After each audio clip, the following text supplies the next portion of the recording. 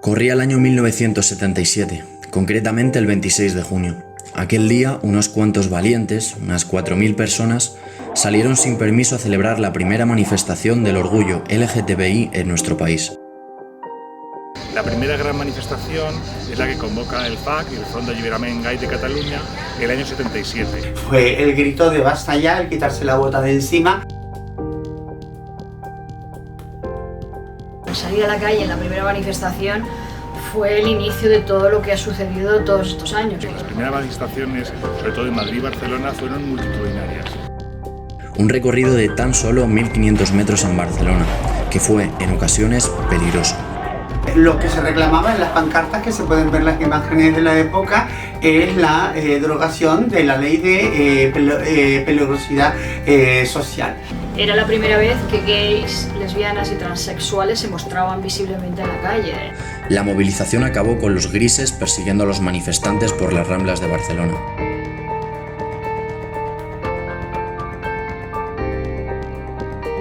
Para mucha gente esas primeras manifestaciones fue una sorpresa porque no se esperaba que algo que se había considerado un delito, un pecado o una enfermedad incluso pudiera tener tanta gente interesada en defenderlo como un derecho humano. Personas homosexuales, trans, feministas, comunistas y prostitutas eran por aquel entonces las que gritaban.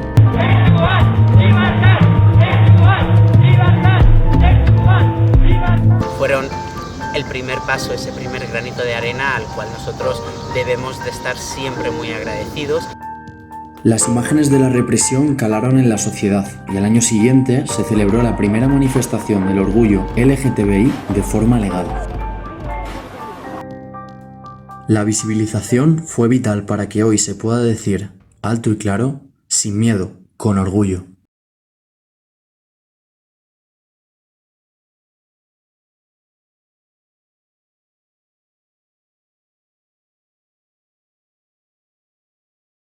Españoles, Franco ha muerto. A partir de la muerte del dictador, en España se produce la liberación del movimiento LGTB que ya existía previamente. El colectivo LGTB se movía con mucho miedo.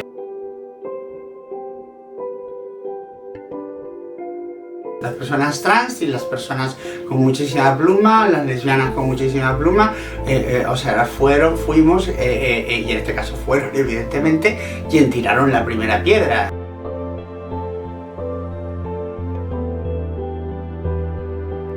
De hecho, tanto en Nueva York como aquí en España, las trans fueron las que estaban en primera línea.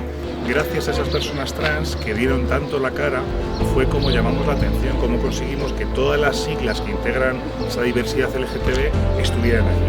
Es innegable que fueron unas manifestaciones que marcaron un antes y un después.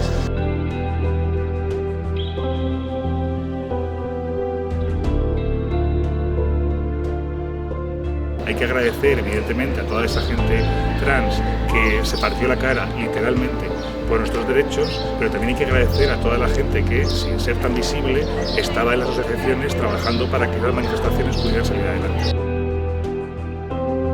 El franquismo perseguía de todas las formas posibles al colectivo LGTBI.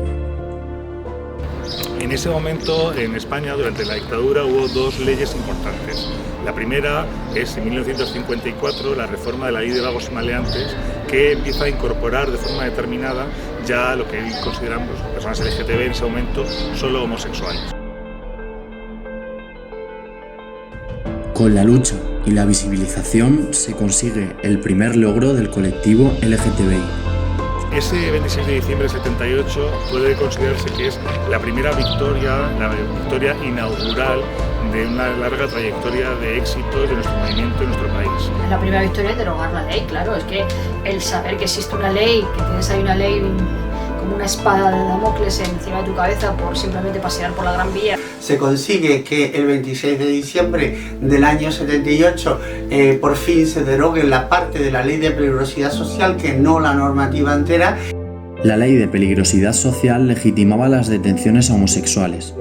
Para el franquismo, todas las personas LGTBI éramos homosexuales.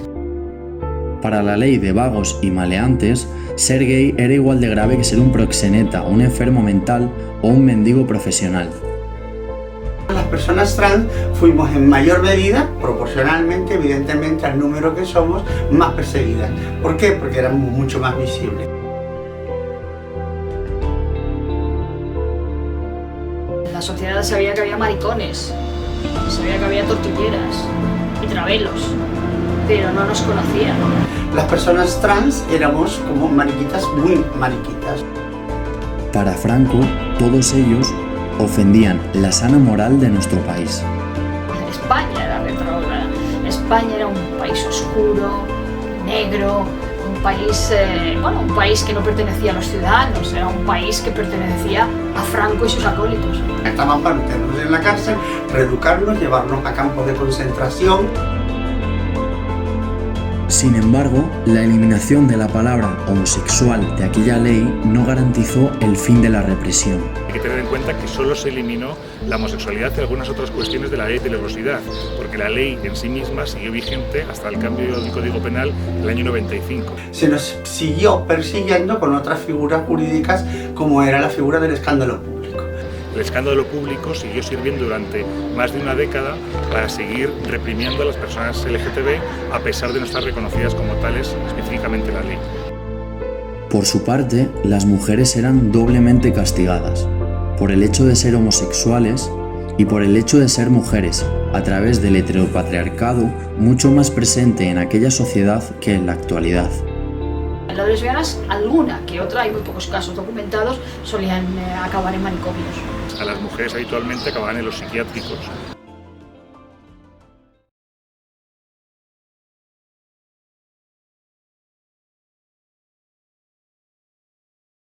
Votos emitidos 338. A favor 187. En contra 147.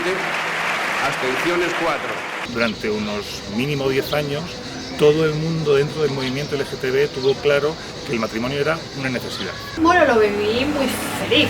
La aprobación del matrimonio igualitario pues fue algo que viví con muchísima emoción y de pronto era como que se abría un mundo. Me sentí someramente orgullosa de ser española.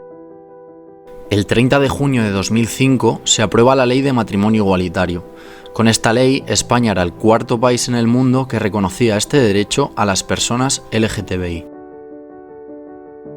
El matrimonio igualitario supone un antes y un después en nuestra vida cotidiana. El matrimonio igualitario creo que fue muy importante porque empezó a poco meter las familias LGTB en el mismo plano que las familias heterosexuales. Fue un triunfo que me supo muy bien. Fue una forma de darnos mucha más visibilidad y de legitimar al final que éramos personas iguales que el resto, que nuestro amor era igual de válido que el resto. El matrimonio igualitario, por supuesto, un derecho fundamental. Bueno, para el colectivo fue el reconocimiento de un trabajo bien hecho. Durante un montón de años tuvimos que hacer pedagogía con esta sociedad que no entendía tampoco al gay y la lesbiana. El matrimonio igualitario se utilizó por los partidos políticos para hacer campaña política. La igualdad no es un tema de izquierdas, es un tema de derechos humanos, debería ser defendida por todos los partidos. Y el triunfo fue de todos los gays, todas las lesbianas y todos los transexuales que perdieron el miedo, salieron a la calle y mostraron a la sociedad que éramos muchos. El principal impulsor de esta ley fue el fallecido Pedro Cerolo, activista LGTBI y para muchos, el hombre que consiguió convencer a José Luis Rodríguez Zapatero para caminar hacia adelante en materia de derechos LGTBI. Pedro Cerolo fue uno más de esta lucha. Pues tuvo un papel clave, ¿no? Pedro Cerolo al final se convirtió, yo creo que en un símbolo. Pedro Cerolo no solamente era el matrimonio, sino Pedro Cerolo el pegamento que unificó a los colectivos. Pedro fue el gran artífice de todos los derechos LGTB desde mediados de los 90 hasta 2005 y mucho más allá. Cerolo, sin duda, fue determinante para el avance de España en los derechos LGTBI y dejó un gran legado. Pedro Cerolo dejó el legado del respeto, el legado de los derechos humanos. Sí que se ha convertido en un ejemplo para que muchísimas personas del colectivo, al final, de una forma u otra, estemos también contribuyendo a a conseguir esa igualdad y a que tengamos esos derechos plenos. Que Pedro Cerolo solamente hubo uno, es decir, que es una persona muy brillante, que no, vamos, dudo mucho que lleguemos a tener otro Pedro Cerolo. El legado de Pedro yo creo que es esa idea de libertad y ese mensaje de que se pueden conseguir derechos humanos para todo el mundo, no solo para la población LGTB en concreto, trabajando por los derechos de una minoría. Sin embargo, el matrimonio igualitario no ha sido la única conquista del movimiento LGTBI. Es una de las grandes conquistas. La otra gran conquista, evidentemente, es que yo pueda tener mi documentación hoy como Carla Delgado Gómez y que ponga en mi DNI y que ponga sexo mujer sin la necesidad de que tuvieron muchísimas personas de pasar por una mesa de operación. No podemos obviar también la ley trans, en la cual pues Carla Antonelli tuvo un gran peso, ¿no?, para conseguirla. La ley de cambio de registral de las personas trans de 2007, que suponía un antes y un después también para reconocer a quién es, cómo se siente y cómo dice que es, ¿no?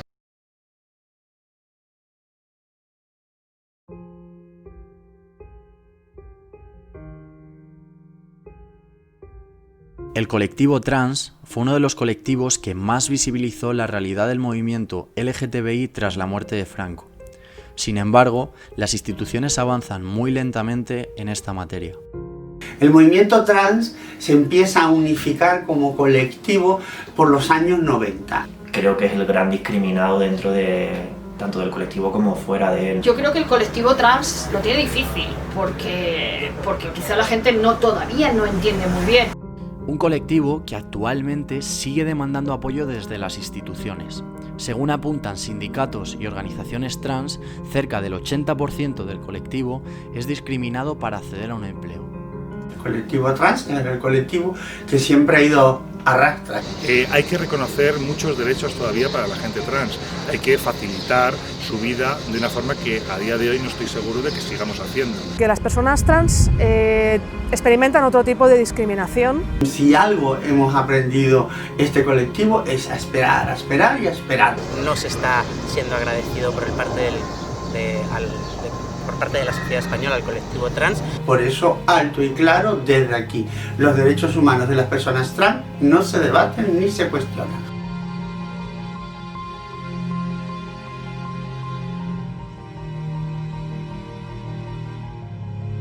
Javi tiene 39 años, es gay y fue agredido por un hombre cuando paseaba con su pareja.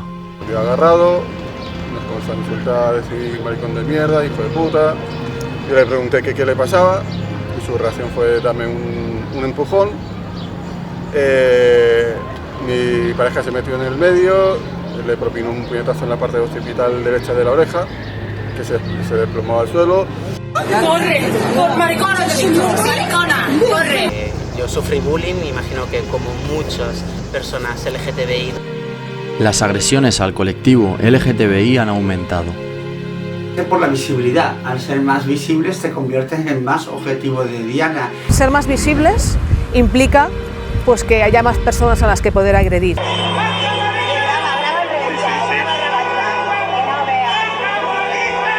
Partidos políticos que se hayan oficializado discursos de odio hace que muchas personas se sientan legitimadas para sacar su odio a la luz. Creo que la gente se siente un poco más capaz de expresar su odio. Yo creo que es preferible que un niño tenga un padre y una madre. Eso es un no. Bueno, claro, porque pienso que tienen que tener preferencia a la hora de adoptar la unión de un hombre y una mujer. Ahora me dices, hay un niño que no lo adoptan, que no lo quiere nadie y lo van a adoptar dos homosexuales, yo les aplaudo. Ha habido pues un gran crecimiento de los discursos de extrema derecha en toda Europa, no solamente en nuestro país, y eso hace que las personas que tienen ese tipo de discurso mucho más agresivo y menos en favor de la igualdad, ahora mismo no tienen miedo de decir lo que piensan. Puede haber algunos energúmenos que se han crecido con los discursos de odio de ciertos partidos. Sí que creo que las agresiones están aumentando. Aumentan por un lado, y esto se ha comprobado ahora, gracias a la predicción de la extrema derecha. La extrema derecha está haciendo campaña gracias a condenar el colectivo LGTB. Afortunadamente, también han aumentado las denuncias. Ahora se denuncia mucho más. ¿Por qué aumentan la denuncia? Porque también creo que hay una parte del sistema que sí que funciona. Las agresiones ha habido siempre. Lo que pasa es que sí que han crecido las denuncias y eso me alegra.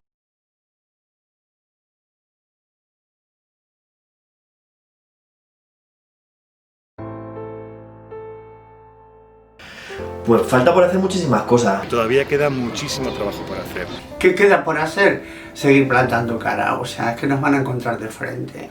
De frente aprendimos a andar en esta vida y desde luego ahora no hemos llegado hasta aquí. Todo esto no puede haber servido para nada. Todavía quedan con derechos tan básicos como que yo pueda ser padre. Yo creo que todavía falta una ley nacional.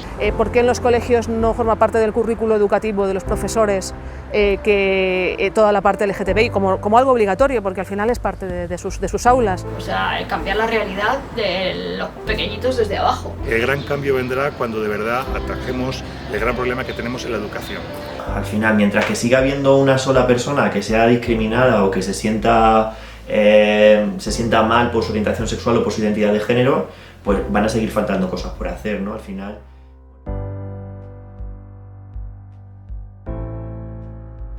Avanzar y seguir avanzando es la clave para poder seguir diciendo, sin miedo, con orgullo,